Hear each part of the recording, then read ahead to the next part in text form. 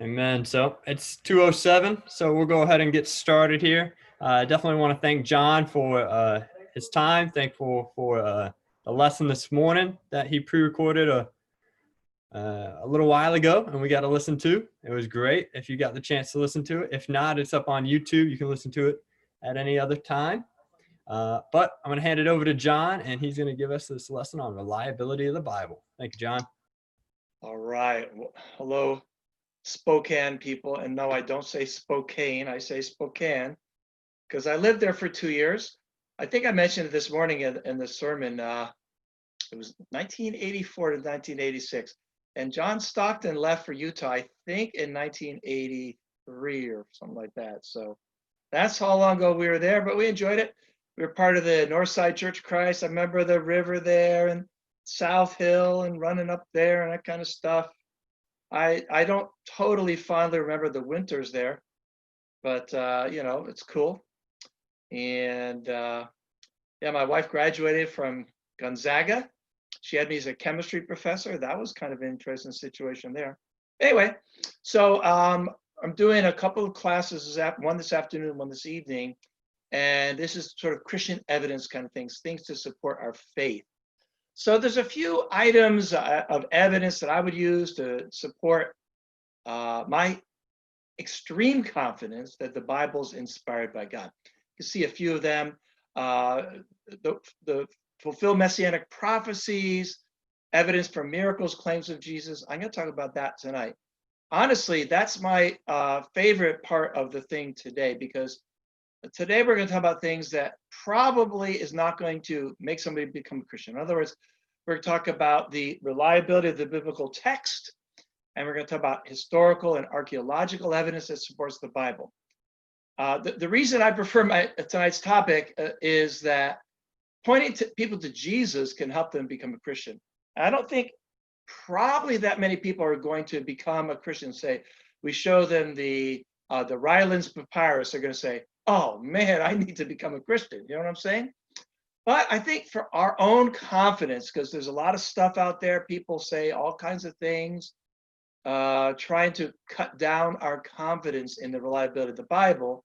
So kind of as an inoculation against that, I think we need to know what we're talking about. So I'm going to do two things. You can see the subject in orange there, reliability of the biblical text. So that's going to support the inspiration and reliability of the New Testament. And then the second half of my presentation today on historical and archaeological evidence will be support for the reliability of the Old Testament. Got it? So what about the New Testament? You can see some manuscripts there. On the left is the oldest piece of Philemon from about 300 AD. On the right is one of the Chester Beatty papyri from 2 Corinthians 11 and from about 175 AD. So let's talk about how confident we can be in the Bibles that we read. All right, and so of course, you understand we are not reading the original, correct? We're reading translations from the Greek. Did you know that we have almost none of the words of Jesus in the Bible? Uh-oh, shock city. The reason is Jesus spoke in Aramaic, correct? And other than a few words here and there, Eloi, Eloi, lama sabachthani, and things like that, korban, what we have, even the Greek that we have, is a translation from what Jesus said. But I believe that we can be very, very confident that the Greek manuscripts from which our New Testaments are translated are extremely reliable. I want to talk about that. There are a lot of criticisms that have been made against the New Testament, saying you can't trust it. People have said that the Gospels were written in the 2nd century, and they reflect not what Jesus taught or what the apostles heard, but what Christians believed in the 2nd century. People have said there were dozens of Gospels, and there's a fight over this. There's a movie, this is quite a few years ago now, the Da Vinci Code, which was the whole premise of the movie was that you can't trust what we read as the New Testament at all. So there's a little thing from the Da Vinci Code, a quote, "Almost everything our fathers taught us about Christ is false." This is a common thing, especially if you talk to Muslims and Hindus who have a lot at stake in trying to prove that somehow our scriptures are unreliable, because the bottom line is there is no evidence for the Hindu scripture or the Quran like there is for the New Testament, such as fulfilled prophecies. Here's another common belief, and I'm telling you, if you go online, you go to different Facebook pages and stuff like that, you'll see this. Accept it as obvious truth. Constantine turned Jesus into a deity. It was all about power. The early church stole Jesus from his original followers and using the church to expand their own power. Now, I tell you right now, this statement is absolute nonsense. And it either reflects ignorance or real deceit. I don't know which it was in the case of Dan Brown. Actually, I think I do know which it was in the case of Dan Brown. He's not a stupid guy. He's a fairly educated guy. Here's another common thing. More than 80 gospels were considered. Gospel of Thomas, Gospel of Mary, Gospel of Philip, Gospel of Judas. There were all these manuscripts, all these letters passing around. And finally, around the 4th century, there's this battle, and a certain branch of Christianity won out, and they threw the rest out. I want to tell you, this is utter nonsense.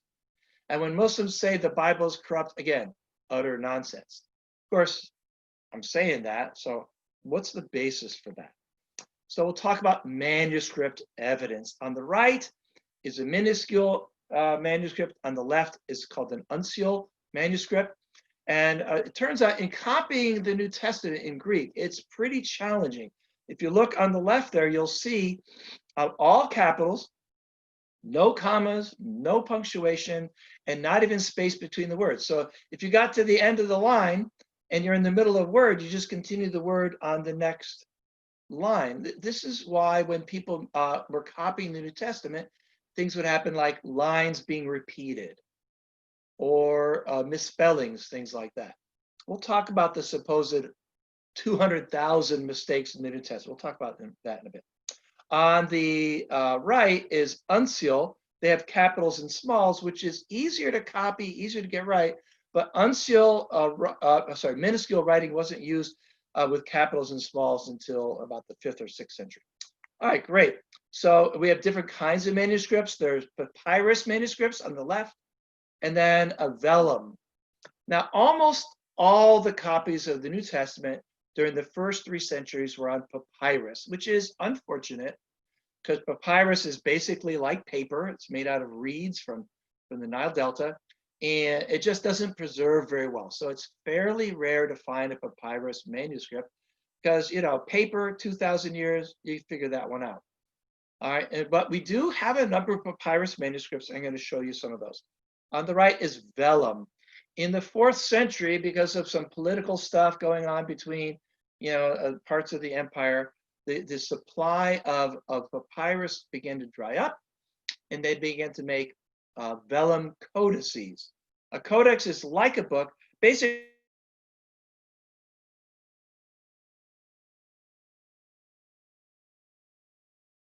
it's a very, very long short. So it's not exactly a book, but it would be like a book. You turn the pages. All right. And so we have a number of vellum manuscripts. In fact, most of our manuscripts are on vellum, and those are quite easily preserved. A vellum codex from the 4th century, unless you burned it or something like that, it would last.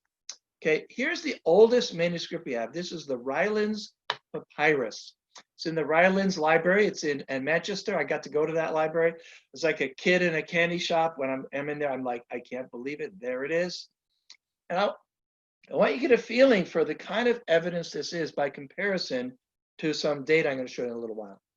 So this is from about 125 AD, plus or minus about 10 years. And you have to understand, the book of John was written probably in the 80s, possibly the 90s or the 70s. So this manuscript is from about 40 years after the original manuscript of John was written. This is not the original John. It's got John 18, 31 through 33, and then 37 in the front, 31 through 33 on the back, 37. All right, it's not the entire book of John, but this kind of evidence is going to be very significant in establishing the reliability of our New Testament Greek text. Here's another one from the Sackler Library, which is in on Oxford. It's a piece of John from roughly 150 AD. Again, it's papyrus, so it's not super well preserved. All right, John 1836 through 19 verse 1. This is the Magdalene manuscript from 175 AD. Parts of Matthew. I've been to the Magdalene Library. Let me see. Codex. Let me see. Let's talk about. Okay. I'll get back to that. All right. Then we have the Codex Sinaiticus. So starting in the 4th century, we have entire manuscripts of the Greek New Testament. Codex Sinaiticus is a great story. There was a famous scholar who was on St. Catherine's Monastery, right on the side of Mount Sinai. He was looking around for things of archaeological significance, and he found in a trash can some ripped out pieces of a codex. And he looked and it's like unbelievable. It was New Testament. In fact, it was what we now call the Codex Sinaiticus, which is in the British Museum. I think I've got a page here. I was in the British Museum. I snapped this picture and then they started kind of yelling at me. Oh, sorry, didn't know I wasn't supposed to do that. Codex Vaticanus, another vellum codex from the mid 4th century. It's in the Vatican, an entire New Testament in Greek. The Alexandrian, which was founded in Alexandria, I believe it's now in St. Petersburg or in Moscow. Others, a Codex Bezae, the Chester Beatty Papyrus. Now that's a whole collection. The Chester Beatty Museum is in Dublin. I've been there. It's incredible. There's dozens of manuscripts, some from the late 2nd century, lots and lots from the 3rd century, and some in the 4th century. Dozens of manuscripts from several New Testament books. All right, and then there you see the John Rylands Papyrus. There's a page of Codex Sinaiticus. Here's a page of Codex Bezae. The earlier thing it said 300 AD, this is 350. It's around from 325 AD. Not an entire New Testament, but nearly entire New Testament. Now, to give you a feeling for the kind of evidence we have. See, people try to claim you can't really trust the New Testament. That there's been, lots of errors, things lost, it got changed. Okay, so let's look at the kind of evidence we have to support the reliability of the New Testament. For example, let's look at Aristotle. You see Aristotle writing in the 4th century BC. Nobody questions whether physics or the other writings of Aristotle, whether they're genuine, they represent what Aristotle said. Nobody seriously questions that at all. And yet we only have 5 ancient manuscripts, and the oldest one we have is 1,450 years newer than when Aristotle wrote. In other words, from 1100 AD. So over 1,450 years, do you think possibly some changes, some alterations could have come into the manuscript through a process of copying? Just possibly so. What about, say, Latin writers like Caesar or Thucydides? Let's talk about Thucydides, the most well-known historian. Thucydides is Greek, excuse me. So let's do Julius Caesar, the Roman historian. We have 10 copies of the Latin of Julius Caesar. And the oldest we have is 950 years after Julius Caesar, so about 900 AD.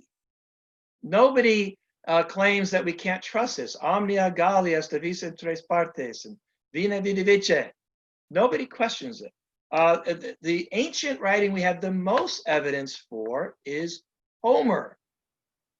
We have a few hundred manuscripts of ancient Greek for Homer, but even those 900 years younger than the original writing of Homer, and yet nobody questions the believability of Homer that is written by representing somebody, maybe not necessarily named Homer, but from that time. Now let's look at the evidence we have to support the Greek New Testament. You can see on the last line, we have 8,000 manuscripts in Greek. And by the way, that's not even close to all the evidence we have. We'll see, we have plenty more evidence supporting the reliability of our Greek text.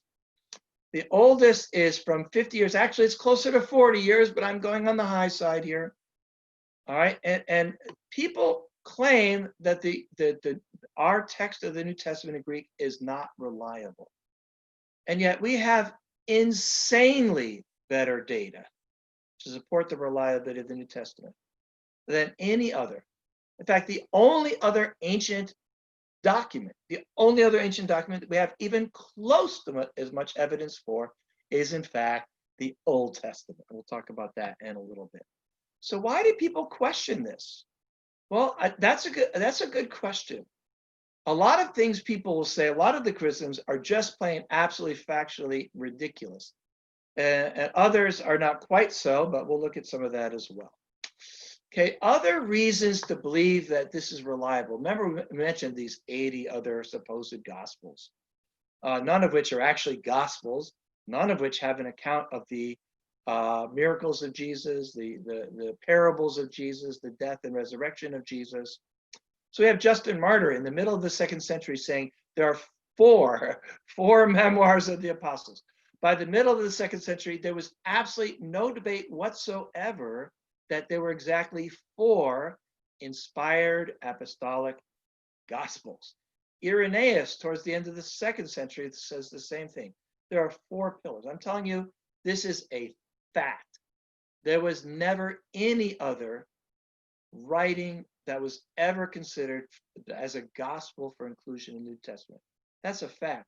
In fact, even the Gnostics who wrote some of these 2nd and 3rd century things, like the Gospel of Thomas, Gospel of Philip, even they did not include them because we have actual canons from the Gnostics. And even they did not include these other letters. They didn't have the nerve to try to do it because nobody would have believed it. So the New Testament canon was chosen by consensus during the 2nd century as those writings which had apostolic authority. What that means, not necessarily written by apostles, but the apostles during their lives said to the church, these writings are inspired and should be used in the church. All right.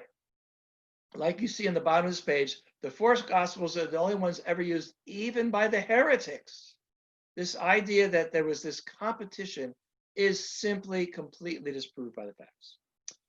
Another reason we can accept as fully and incredibly reliable our Greek text of the New Testament is the quotes from it. We have quotes from Ignatius in 115 AD. He quotes from Matthew, John, and Luke, 3 of the Gospels, plus several other writings of Paul. Polycarp, writing around 120 AD in the very early 2nd century, quotes from Matthew, Mark, Luke, Acts, 1st and 2nd Corinthians. He quotes from 2/3 of the letters of the New Testament. Clement of Rome, writing in the end of the 1st century, within 20 years or less of when John was written, and within 30 years or so of when most of the New Testament was written, he quotes from 10 of the 27 New Testament books.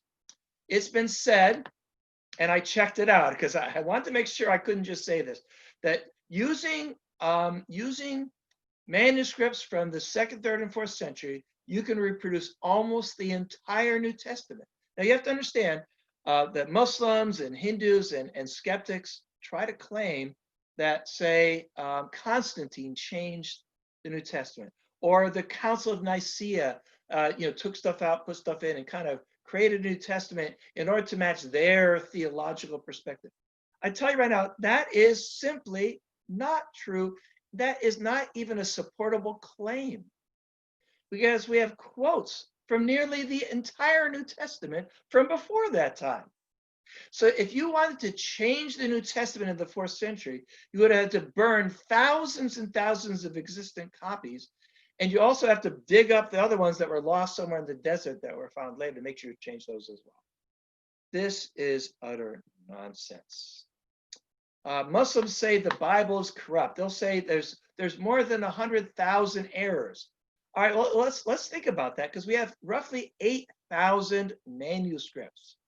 So that means something like 12 errors per manuscript. And this includes words repeated, lines skipped, errors that are easily corrected by comparison to the thousands of other manuscripts.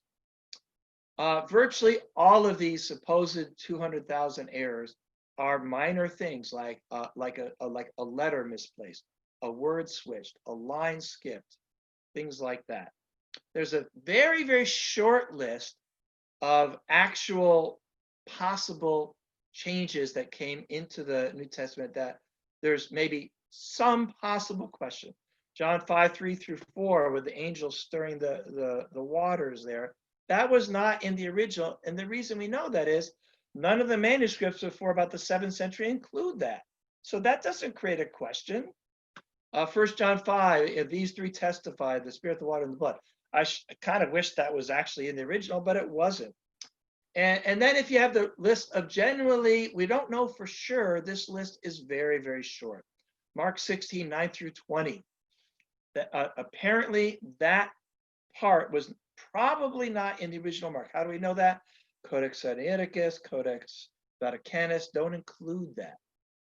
All right, but let's start thinking about that. The New Testament we have right now in Greek, it's been estimated somewhere between 99.9 and 99, depending on the scale. Let's say 99.5. So the Greek New Testament we have is roughly 99.5% precise, as in no doubt or no significant doubt whatsoever. And the remaining 0.5% involves things about which it makes absolutely no distinction or difference whatsoever in any of the basic core beliefs of the New Testament. So why do people say this kind of stuff? I don't talk to them. Let's talk about the canon. Let's talk about the list of books. And people would say, well, they were fighting over this well into the 3rd and 4th century. Folks, that is simply not the case. It's not. So we have the Muratorian fragment for 170 AD. And it lists all the New Testament books except, I believe it's Matthew. It's one of the Gospels, but it's a partial thing. So it was cut off. So we know by the second half of the 2nd century AD, essentially, I have to make a couple of small comments. Essentially, by the second half of the 2nd century AD, the 27 books of the New Testament had already been selected as those which are inspired, which should be included in the New Testament. All right, here are the facts that we know from the evidence. By the 90s AD, a group of letters of Paul had already been collected and were circulated together. Whether it contained all of Paul's letters in the 90s, somewhat debatable. For example, possibly 1st and 2nd Timothy and Titus and Philemon were added to that collection a little bit later. Also by the 90s, we know this from the evidence, for example, of Clement of Rome quoting it, the 4 Gospels, exactly 4, were already collected as a set and were being circulated in the churches by the 90s AD. Marcion, a heretic in 140 AD, he developed his own separate canon, and because he did that, New Testament, mainstream Christians started to develop, writing down what the lists were. And here's my summary, essentially. A still fluid but developing list of canonical books was being read by the church in the 150s AD. There was still some doubt about 2nd and 3rd John, 2nd Peter, Hebrews, and Revelation. Not that anybody doubted they were inspired, but some people said definitely should be included. Others said we're not so sure. And by the end of the 2nd century, there was no change in the canon at all. A couple of books, some people were still discussing them, but they all had exactly the same list. Okay, so that's how the canon was chosen. It was chosen as those books which were by consensus known to be apostolic, which would mean basically were known that the apostles themselves say these were inspired. All right, some more information. Here's my summary then. The New Testament canon was selected by consensus of the church in the 2nd century BC as those books which had apostolic authority. The evidence is conclusive that the Greek New Testament we have is virtually identical to the original writings of the inspired writers, its accuracy being at least 99.5%, and no important biblical teachings at stake at all in the remaining 0.5% or so. Okay, what about the Old Testament? I don't have a lot of time because I want to talk about history and archaeology in the Bible, and I want to keep it down to about an hour. So I'm going to just spend a little bit of time talking about the Old Testament, the reliability of the Old Testament. I'll say this. We have a virtually perfect New Testament, which is almost exactly the same as the original.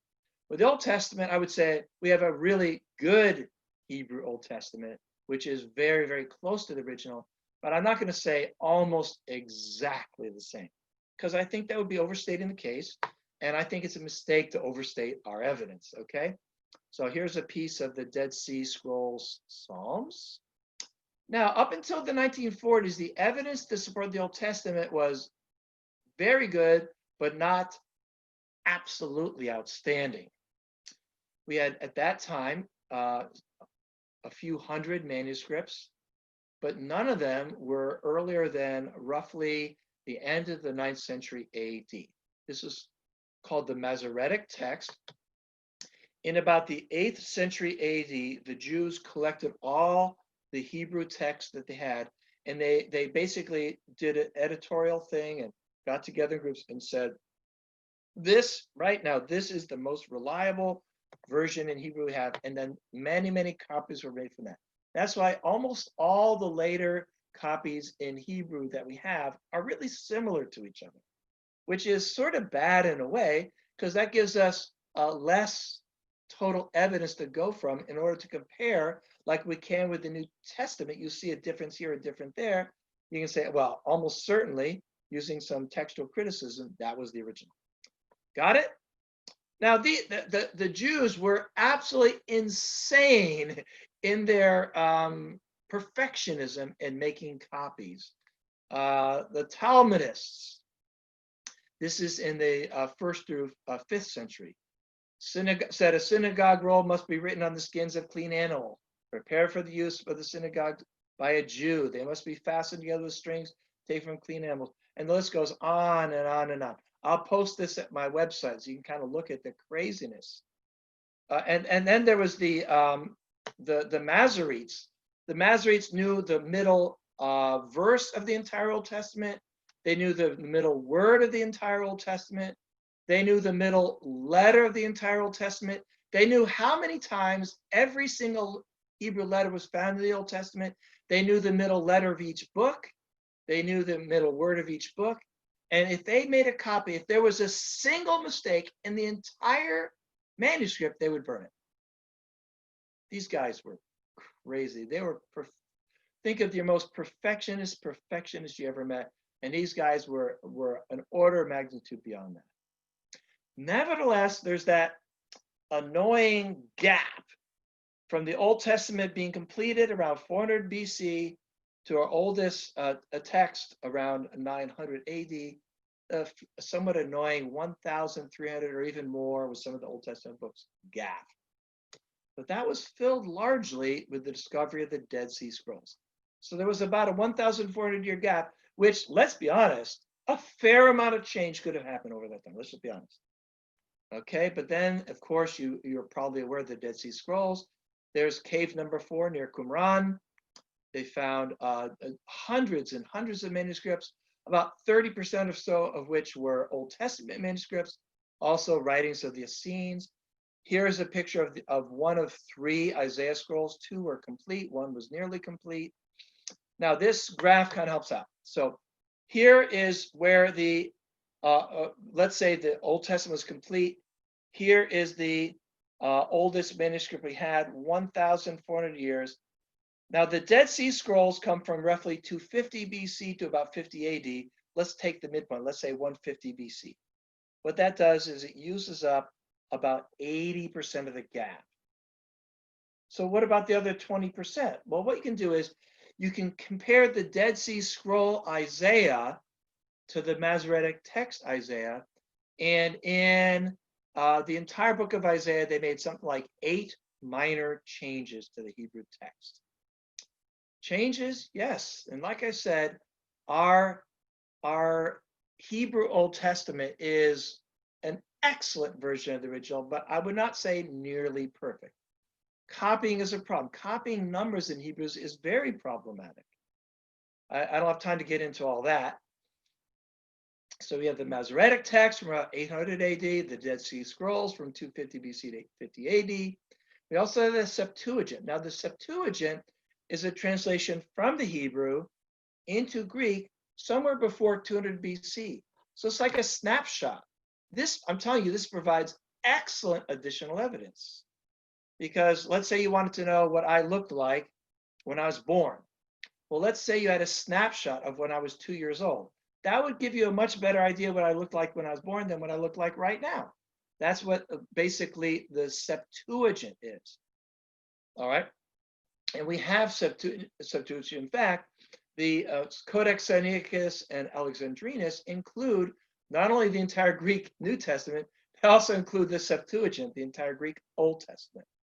All right. And that gives other evidence. Now, there are problems in copying from the Greek. Because from the Hebrew, excuse me, because like with the Greek, it's letter, letter. But on top of that, it doesn't even include vowels. And copying of numbers is very problematic. So, for example, you see the Hebrew letter Kalef and the Hebrew letter Resh, written by hand, are pretty similar. So fairly often those would get switched. The letters he and heth, also very similar. So you can see in copying, there could be mistakes. Also the copying of numbers. For example, American versus American, which is the right one? Obviously American, because American is not a word. Is it 510 or 51? I don't know. I can't tell from looking at that. So numbers are hard. All right. So nevertheless, the Old Testament we have based on evidence from the Septuagint. Also, we have the Samaritan Pentateuch from 400 BC. We have the Old Testament, the first 5 books, translated into the Samaritan language, 400 BC. And also we have quotes, the Targums, where the Jews would quote extensively from the Old Testament. All of these gives us really good evidence for the reliability of the Hebrew text. Then there's the Hebrew canon. The Hebrew canon was chosen by the scribes and the teachers of the law. We don't know exactly how, we don't know the process, but we can say this. By roughly 200 BC, the entire Old Testament canon was set. There's the famed Council of Jamnia in 90-something AD, 79 AD, but that was just confirming the canon that was already around. Now, some people say, well, what about the Old Testament Apocrypha? Well, the fact is the Jews never used the Apocrypha not to be canonical. Anyway, a lot can be said about that. If you have some questions, we can come back to that. But I've basically given you more evidence to trust the reliability of the New Testament. So I want to talk about history, archaeology, and the Bible, because I believe if we look at some of these things, you're going to be given a lot of confidence in the reliability of the Old Testament. So a lot of people say, I'm going to skip all these things here. The Apocrypha, we could talk about the Apocrypha, how it really shows in so many ways the reliability of the Old Testament. We could talk about Bible contradictions. I don't have time for all that. We can come back to that if you want. So I'm going to talk about history, archaeology, and the Bible. All right, now, a lot of people would say that, we don't really know for sure whether David ever lived, and the story of Moses, who's Abraham, how can you believe that? How do we know the Jews were ever even in Egypt? These are a bunch of stories, a bunch of fables. These things were all written around 500 BC, 400 BC, 300 BC. And basically, the essential premises of the Old Testament, which are based on, yes, Abraham is a real person, and yes, he really was a man of faith, and yes, he really is the father of the Jews, that these things are really, nobody can believe it. These are not even reliable at all. All right, well, I want to talk about that just a little bit. By the way, if we have a time frame from ancient times up to, say, 400 BC or so, when should you start to see actual things you can dig up which would reflect what we find in the Old Testament? The answer is probably after about 1000 BC, because that's when the Jews started to be a political power, to have cities and monuments. Before about 1000 BC, the evidence supporting the Old Testament is going to be somewhat indirect. So you're not going to find cities of Jews in Egypt during Moses' time because the Jews were in utter poverty. You're not going to find a proof of Abraham from 1900 BC, because who was Abraham? He lived in a tent. He didn't build huge monuments. But I believe we're going to see plenty of evidence supporting the general reliability of the Old Testament from archaeological evidence. So here's Ur. If you read Genesis, you see that Abraham was born in Ur, and Ur is presented as a large and prosperous city that Abraham and his family left. From there, they went to Haran. Haran has more the feel of a sort of a kind of a pioneer outpost on the edge of Mesopotamia, leading to areas outside of Mesopotamia proper. Well, it turns out both Ur and Haran have been found. And in fact, Ur was a large city, probably the largest city in Mesopotamia at that time, very prosperous. Also, Haran has been found. Interestingly, Haran was destroyed somewhere around 1400 BC and never occupied as a city under the name ever again. Now, the critics of the Old Testament, its reliability as history, would say, Genesis wasn't written until 500 BC, maybe 600 BC. By then, the city of Haran had not even existed for 700 or 800 years. So how would they have known of this city? Well, we know about this city because we can go there and we can find it and dig up its ruins. But if this was just a story made up by Jews living in Palestine 800 years later, how would they even have known about this city, Haran? Here are the Ebla tablets. Now, if you look at the Ebla tablets, the city of Ebla would be we would call it Syria today. Somewhere, so you have Palestine here, you have Mesopotamia here. Ebla would be up here, kind of in the region around Syria, not too far from where Lebanon is. They found tens of thousands of tablets from Ebla. And most of them are mundane things, tax records, property records, things like that. But amongst these tablets, several names were found. Nahor, Terah, Abram, Sarai. So what does this prove? What this proves is Nahor, Terah, Abram, Sarai, which are names found in Genesis, which is supposedly from around 1800 to 2000 BC. These tablets show that those were common names. By the way, these are not the biblical characters. They're not. What this shows is these were common names in Upper Mesopotamia in the year around 2000 BC, which is the time frame for when these Ebla tablets were actually created.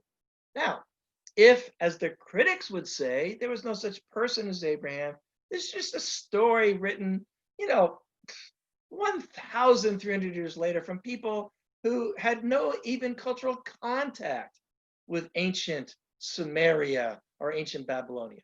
Well, how would they have known that these were common names? It's kind of like, let's say I read a letter and somebody said, yeah, this person's a friend of mine, sent me this letter. It mentions Gertrude and Harold. You go, no, that doesn't make any sense because nobody's called Gertrude or Harold.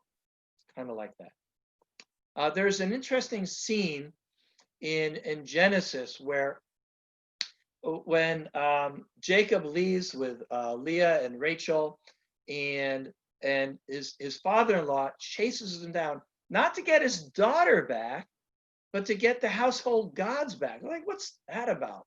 Well, they found a document from Mesopotamia from around 2000 BC saying that those who hold the household gods get the inheritance. So what we have here is the evidence says that the book of Genesis fits the context not of Palestine in 500 BC, it fits the historical and cultural context of Mesopotamia around 2000 BC, and there's plenty more evidence of it than that. Okay, what about Sodom and Gomorrah? Now, if you go to Genesis 14:2, you can read about this battle. There were 5 large cities in the region of the Dead Sea, and they had in league with Aaron, not Aaron, with Lot, fought a battle with Kedorlaomer from Elam, and then Abraham went and rescued and Lot's stuff and all that. Well, the thing is, if you go to the Dead Sea today, it is truly the Dead Sea. And there, if you look around, there's no evidence for ancient cities. In fact, it is so desolate that until fairly recently, no archaeologists had done any digging in the area. And again, the critics of the Bible have been saying for 100 years, this story about Sodom and Gomorrah, right, sure. You know, fire and brimstone. I mean, just go to the Dead Sea and tell me that's a true story.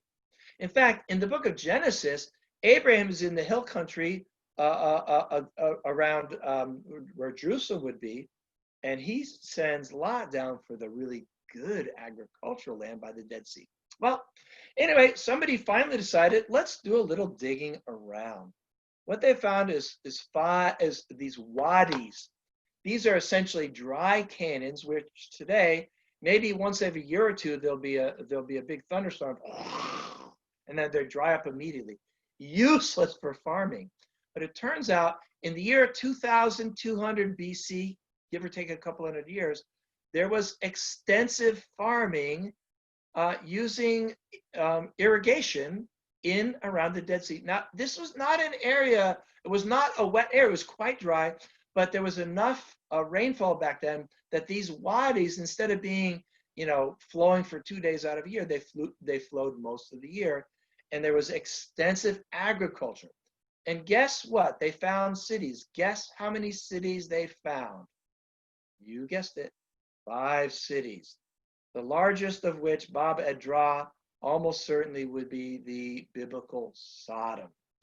Outside of Bab Edra, and by the way, I believe here are some of the ruins from what was Sodom, which is a real city.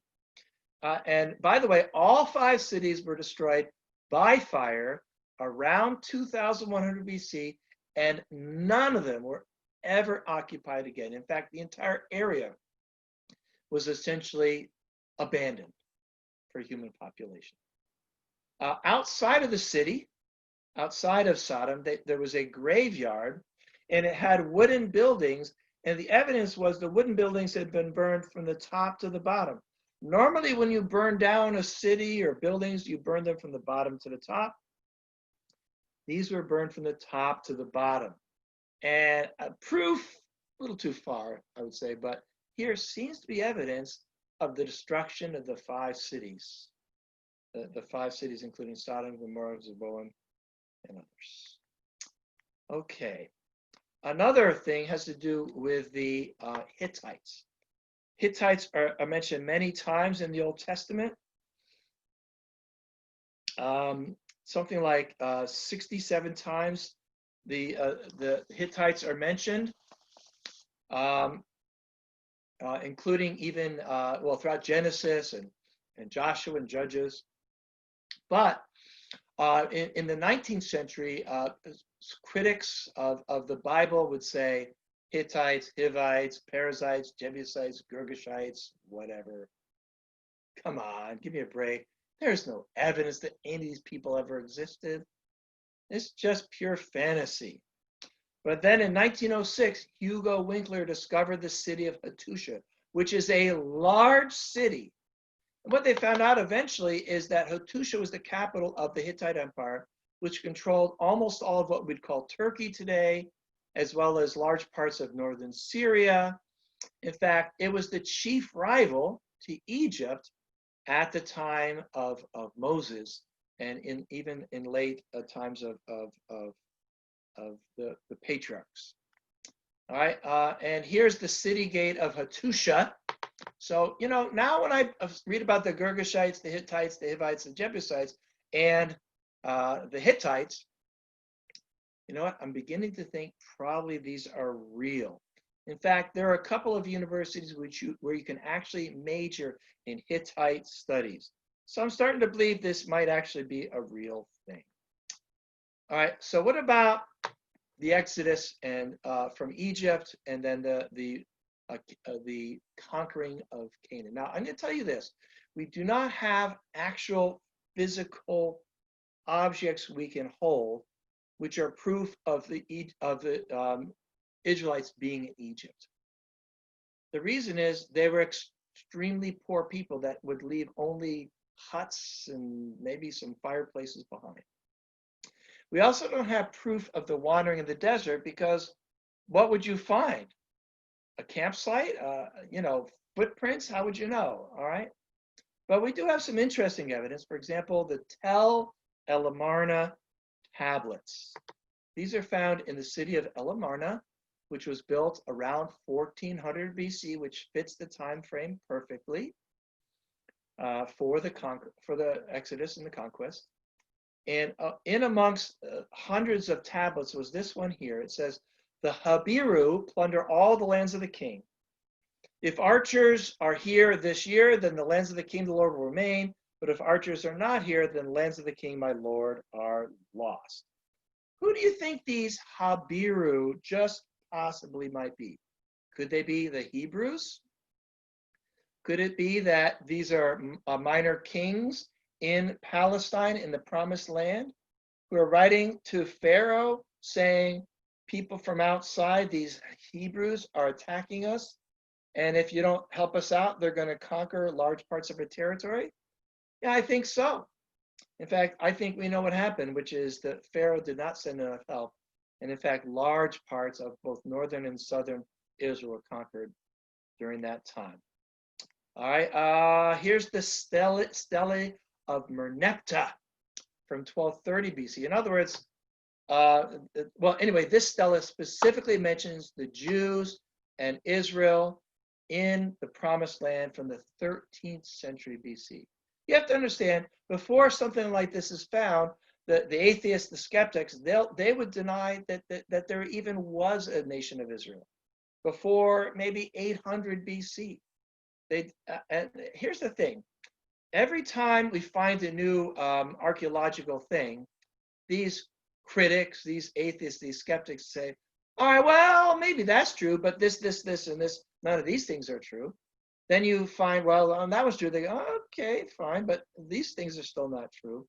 At some point, what they probably should do is admit this, which is that the Bible is by far the most reliable book of history we have from the ancient world, without exception. In other ancient histories, the kings never lost a battle. If you read the records of Sennacherib or Nebuchadnezzar, these guys never lost a battle. If you read Jewish history, did the Jews ever lose any of their battles? Yeah, like they lost more than they won. The Old Testament is very reliable history. All right. By the way, Jericho has been extensively excavated. And it's a very complex excavation because Jericho has been around for about 10,000 years. But they found evidence of a destruction of Jericho from around 1400 BC, a massive destruction. And when this destruction happened, the walls collapsed. And there's evidence of a very short siege because they found remnants of grain in some of the storehouses from that time.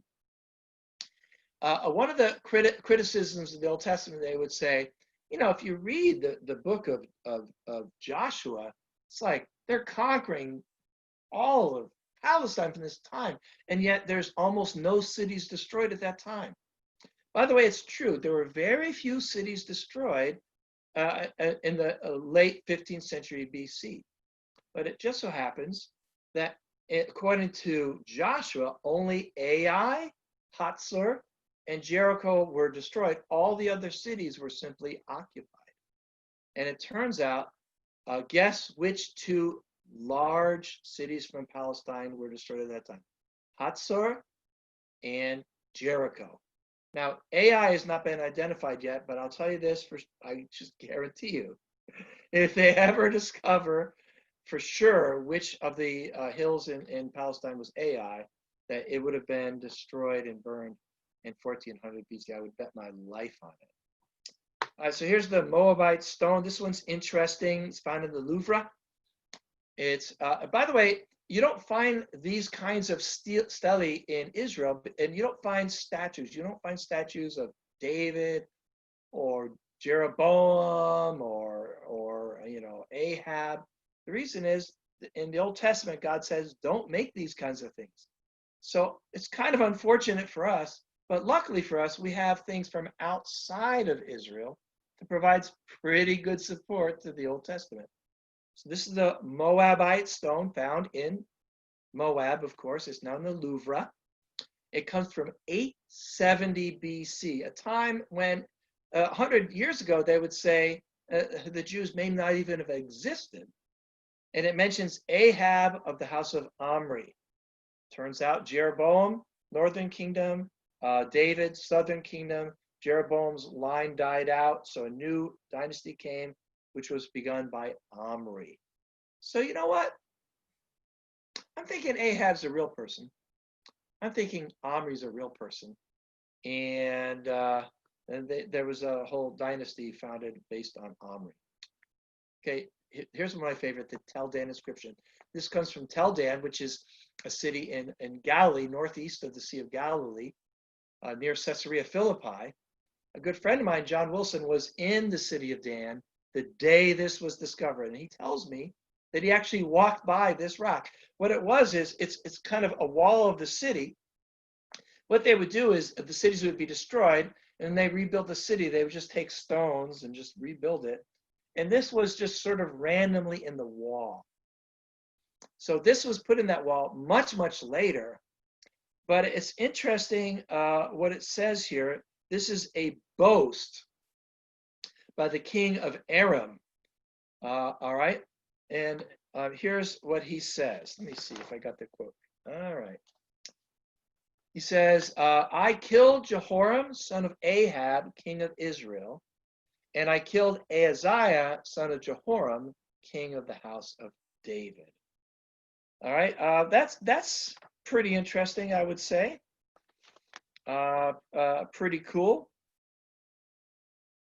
Now, by the way, this confirms 2 Kings 8, 28 and 29. But actually, if you read 2 Kings 8, 28 and 29, it says that actually the Aram king did not kill Ahab. Actually, he injured Ahab.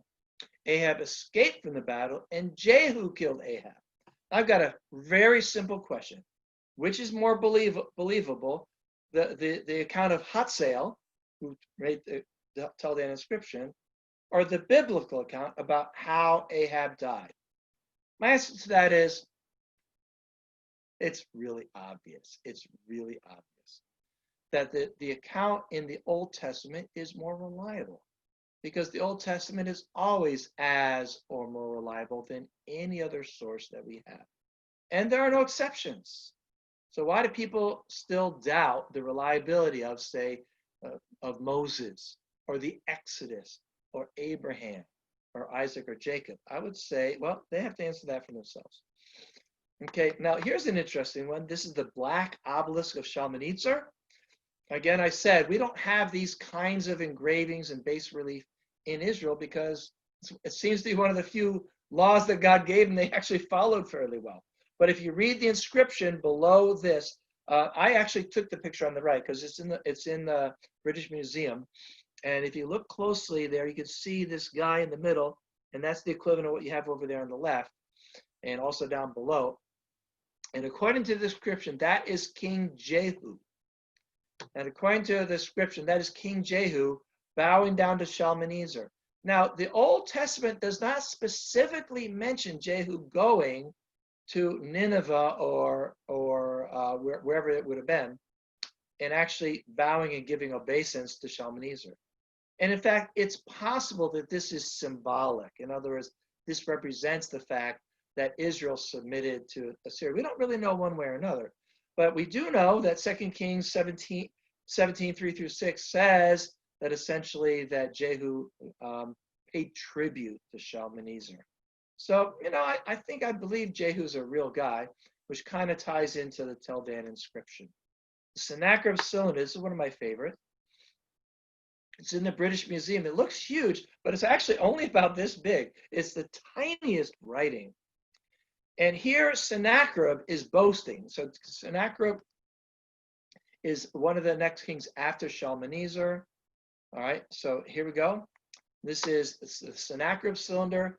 If you read in 2 Kings 18, you read the story about Sennacherib coming with this massive Assyrian army, conquering all the cities of Judea.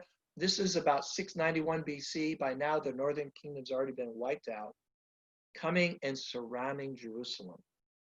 So here is Sennacherib boasting about this campaign in which he says, I laid siege to 46 of Hezekiah's cities, his forts, and countless small villages. I drove out of them 200,000 people, young and old, male and female. Himself, Hezekiah, I made a prisoner in Jerusalem, his royal residence, like a bird in a cage. So what he says is, essentially, I put Jerusalem under siege. End of story. Why does the story there end? Why is it that the largest, most powerful army in the world didn't finish the siege of Jerusalem? Well, read 2 Kings 18. You'll find that 170,000 troops were killed that very night. And I believe that we have here not direct evidence of the miraculous intervention of God, but I'd say here in the quote from Sennacherib, we have indirect evidence of the miraculous intervention of God helping Hezekiah. And, you can read about that in 2 Kings and also in Isaiah. The Salome inscription, this is really cool. If you read in 2 Kings 20, it mentions that they built a tunnel. So in order to prepare for the siege that was coming from Sennacherib, their water source is from outside the city, well outside the city, near the northern part, near the city of David. So they built a tunnel, something something around 3/4 of a mile long. This is a huge tunnel, an amazing architectural feat. And they dug from both ends and they met in the middle. All right, that's what it says in 2 Kings 18. Well, they found the tunnel. The tunnel actually leads to the pool of Siloam. That's why it's called the Salome inscription. And sure enough, it's the inscription that's not there, by the way. I've gone through the tunnel. They've taken that out. It's the story about when they met and what happened there. Okay, the destruction of Lachish. I'm running out of time here. Israeli captives being led from Lachish. I think this really happened. This is recorded in Jeremiah. All right, the Lachish letters, 588 BC. You read in Jeremiah 34, verse 6 and 7, it says, it's somebody basically saying he destroyed Azekah and then Lachish, and then later on he came and laid siege to Jerusalem. And this letter, which was found right at the city gate of Lachish, basically it's a guy who's writing a letter hoping to send it to Jerusalem so that it could get military support, because he says the light in Azekah just went out. If you don't send us military support, we will be conquered very, very soon. Well, we know what happened because the city was destroyed and this shard was found at the city gate, just like it says in Jeremiah 34, verse 6 and 7. Okay, we could talk about the Babylonian Chronicles. Here, if you read in Jeremiah, it talks about Jehoiachin was taken off to the city of Babylon and treated like a king. We have an actual list of the supplies used to take care of Jehoiachin. His name is on that document, and he was given 5 times more provisions than any of the other people. He was given kingly treatment. Amen. Last one. So this is from Daniel chapter 5. In Daniel chapter 5, what you have here is this guy Belshazzar offering to Daniel the third highest place in the kingdom if he can read the writing written on the wall. The problem with this is ancient historians of ancient history would tell us there was no such king as Belshazzar in Babylon. The last king of Babylon was Nabonidus. Everybody knows that. Herodotus agrees. Thucydides agrees. All the ancient historians agree the last king of Babylon was Nabonidus. And yet in Daniel, well, it's just a story. I mean, nobody really believes Daniel in the lion's den, obviously. Just a bunch of stories made up. But Daniel mentions this guy Belshazzar. Well, they found it in scripture in the ziggurat in Ur, which explained what happens. Nabonidus had a coup in which he murdered evil Merodach, and essentially he took the throne. But he was not of the royal family. So therefore, what he did was he married Nebuchadnezzar's daughter. And through that relationship, they produced Belshazzar. And Belshazzar ruled as the regent king. This daughter of Nebuchadnezzar is the one you find as a character in Daniel chapter 5. All right, so this does two things. First of all, it explains why it is that Daniel has Belshazzar ruling, because we know from the record here in Ur that Nabonidus was off. He left almost the entire administration of the entire Babylon to his son, and was off doing some bunch of stuff. So this explains, first of all, that Daniel is right. All of the other ancient historians were wrong. But it also explains why Belshazzar offered Daniel the third highest place in the kingdom. It's not explained in Daniel, but we can go to the ziggurat and Ur and we find out, it's because Belshazzar had the second highest place in the kingdom. So to summarize what we have here is, I'm telling you folks, we can trust the Old Testament and the New Testament to be reliable in terms of the documents we read, from which they're translated, and in turn we can believe that the events in the Old Testament really happened. I cannot prove that David killed Goliath with just one shot. There's no way we can prove everything, but every single time we find historical evidence, it always supports the Old Testament. And these skeptics, these critics, they're just never going to admit it. They're just never going to admit it. But I'm telling you, the Old Testament is by far the most reliable document of ancient history we have, period. All right, so tonight, I think it's at 8. Somebody can mention that. I'm going to do what's going to be my favorite thing. We're going to talk about Jesus and evidence for Jesus. Can we do Q&A? I'm open to that if you want. Got a bunch more slides here I didn't have time to go over. Yes. Oh, sorry. Hopefully that was helpful. As far as I'm concerned, everybody can turn their mics on, but I'll let Mackie decide there. Yeah, here, I'm going to mute and go to my other.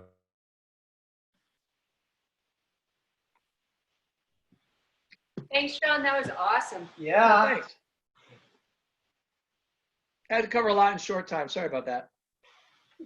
I loved it. Thank you so much. Was I talking too fast? I think I was. No, it was perfect tempo for me. That's because you're a young person. No, that was great. And just so everyone knows, we have this recorded, so this will go up on our YouTube. We can get that going. It'll be at my website also. Oh, there we go. Awesome.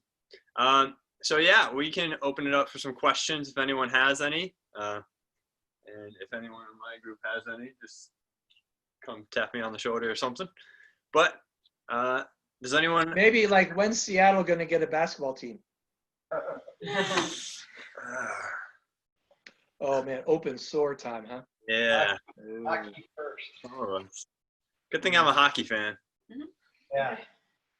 Did they have a hockey team in Washington? They're getting one. Yeah. It's funny. We have like 3 hockey teams in California, and people don't even play hockey in California. They don't even skate. People skate in Washington. Nice. Yeah. So if you have a question, you can either raise your hand on the participant window or just hop on in and unmute yourself. And Let's just go for it. yep, here we go. We got one right next to me. Hey, I read this once, and I'm curious if you can confirm if it's true or not.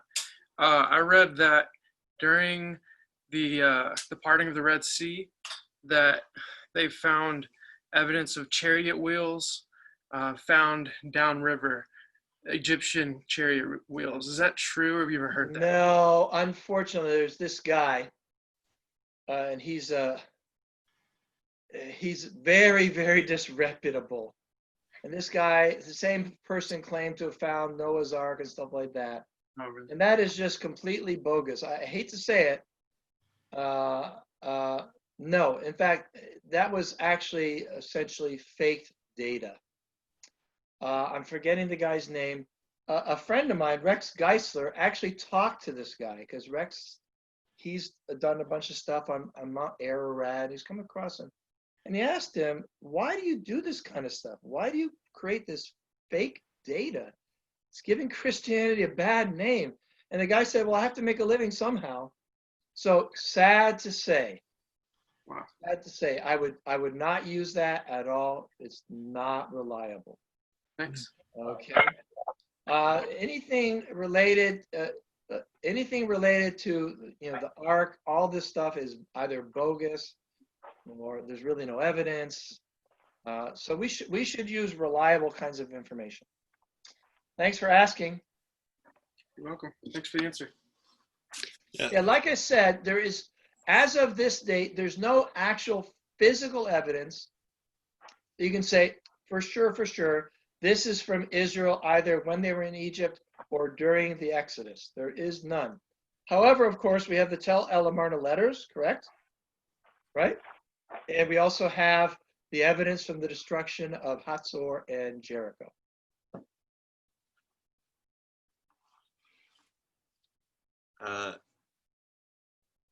It looked like, Jacob, you had taken yourself off. You're on mute. Did you have a question?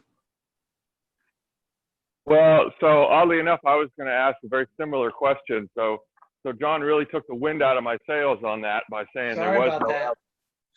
Yeah, no, that's great. I would rather have some expert truth on the matter as opposed to going off onto a tangent. So let me change the question a little bit. I was just going to mute myself and go away, but let me rephrase it this way. What is some of the most exciting new evidence within like maybe the last 5 years, 10 years? Because I know that archaeology is just uncovering so many things right now in that area.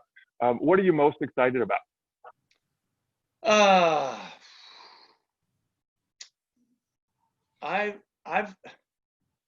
I used to read Biblical Archaeology Review and stay on top of all that stuff. But in the last 5 or 10 years, I've tended to kind of go off in other areas. There's the Caiaphas ossuary, which was discovered. So this is almost certainly the bone box of Caiaphas himself, who was the high priest at that time. They found Baruch. They found a scarab from Baruch. And Baruch, this is almost certainly the same Baruch who was the secretary to Jeremiah. Remember when the king was cutting up the manuscript and throwing it into the fire? That Baruch.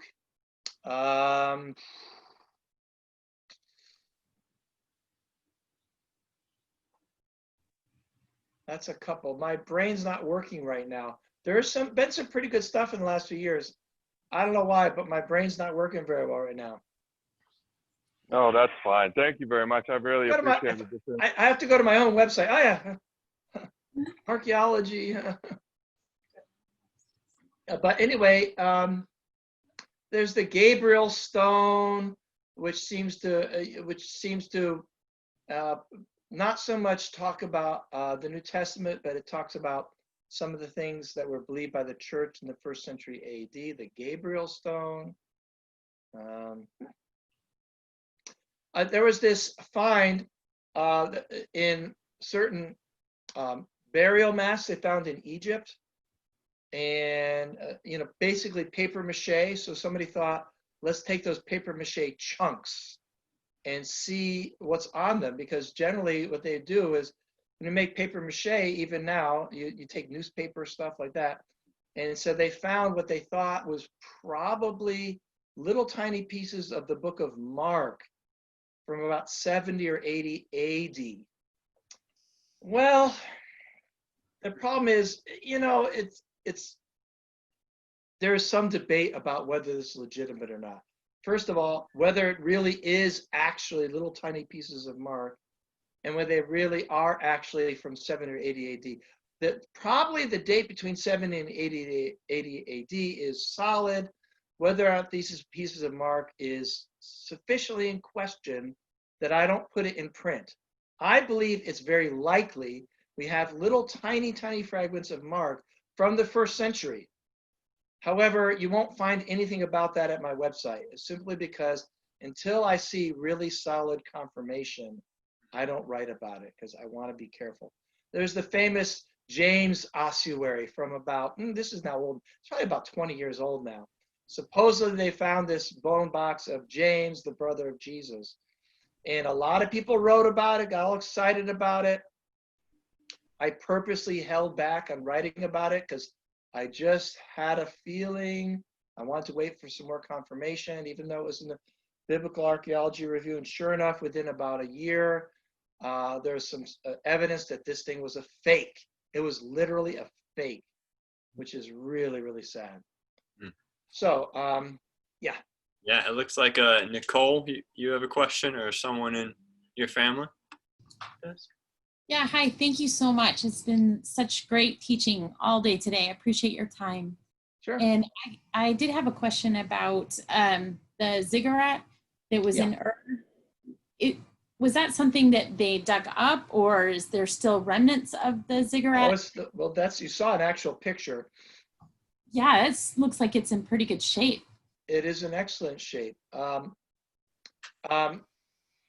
I wasn't there when they did the excavation, but I would assume part of it was sticking up above the ground still. I don't know that as an absolute fact. In the case of Babylon, the city of Babylon was entirely buried when they dug it up. All right. Ur is southeast from Babylon, probably maybe maybe 60 or 80 miles southeast of Babylon. I believe that part of that ziggurat was actually visible. It's huge. They didn't make pyramids like in Egypt. They made these ziggurats, which were sort of like stepped pyramids. And probably the Tower of Babel would have looked something like the ziggurat in Ur. Thank you.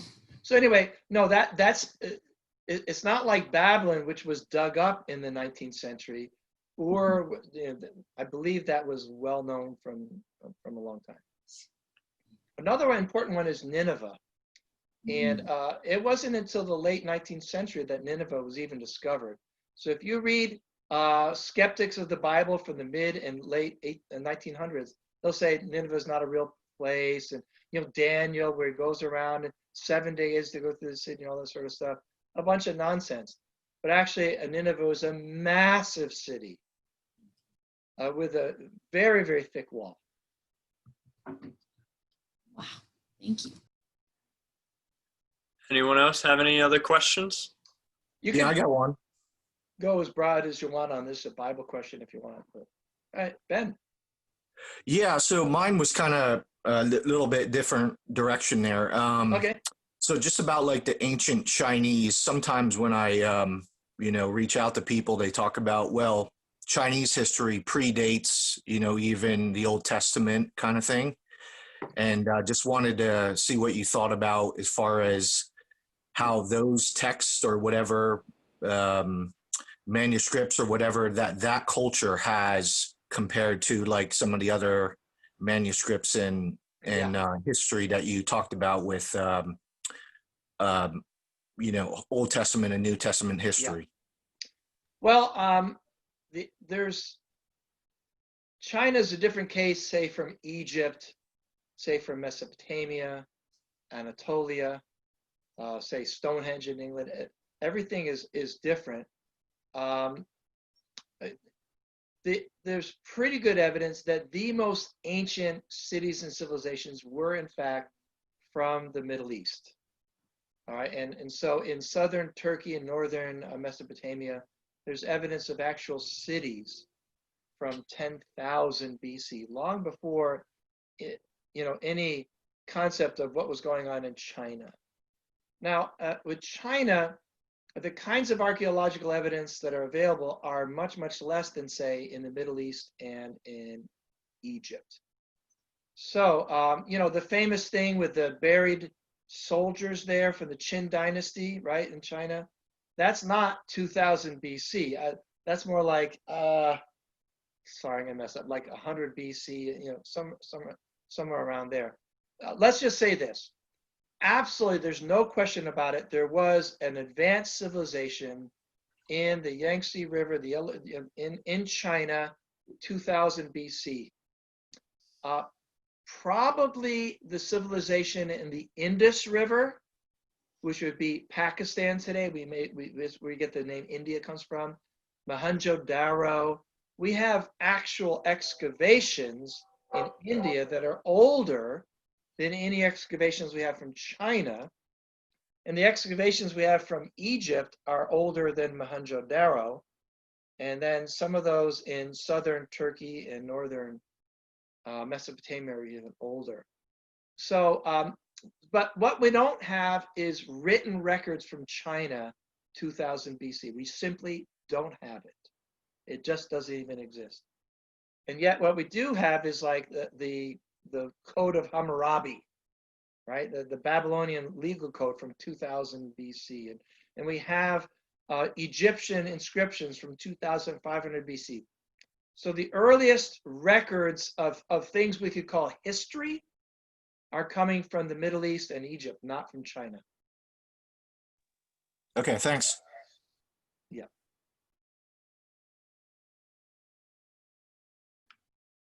Sorry if you guys heard a train. We live right next to the train track. Oh, I forgot there was a train there. Yeah. Is that by the river? Well, we're actually up in the college town of Cheney, so we're Cheney. Okay. Oh, it's Cheney. I thought it was Cheney. All right, Cheney. I remember Cheney. Yeah, but awesome. Does anyone else have any questions? I'll look around mine. Bible question from this morning. Oh, we got another one right here. Sorry to double dip. I'm really curious. Is there any information on the origins of the book of Job or the land of Uz? If you know anything about that, I'm really curious. No. Job is a fairly mysterious book, and attempts at putting a place and a time for it are probably going to be not fruitful. The impression that I get from the book of Job is perhaps even predating Abraham himself. I would say this: Job was certainly not a Jew. Right? He's definitely not a Jew. And, there are elements of Job that sound almost like a parable. All right? And so, I don't know exactly what to think about Job. I'm convinced it's inspired by God. It's got the most advanced sort of concept of theodicy in the entire Bible, the rule of God and God's sovereignty and how that interacts with our free will, and the philosophy and all that is in Job. It's clearly inspired. But unlike Genesis beginning in chapter 12, Genesis up to chapter 11 is kind of prehistory, honestly.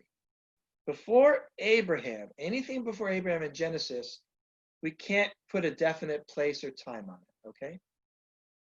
I would say the same thing with Job. Job, like Genesis before Abraham, we don't know the time or the place. You can read a commentary on Job, and they're gonna guess, but honestly, they're gonna probably admit it's a guess. All right. So my reading of Job is that he is from roughly the time frame of Abraham, possibly even from before Abraham. And he is a believer in Jehovah who is not a Jew. That would be like Melchizedek, right? Melchizedek was not Jewish. Melchizedek was a contemporary of Abraham. And so clearly we have some evidence that Abraham and Terah and these guys weren't the only ones who believed in this one God, this, that left polytheism but believed in this one God that we call Jehovah. They may have called him El. So I can't help you with Job. If I could, I would.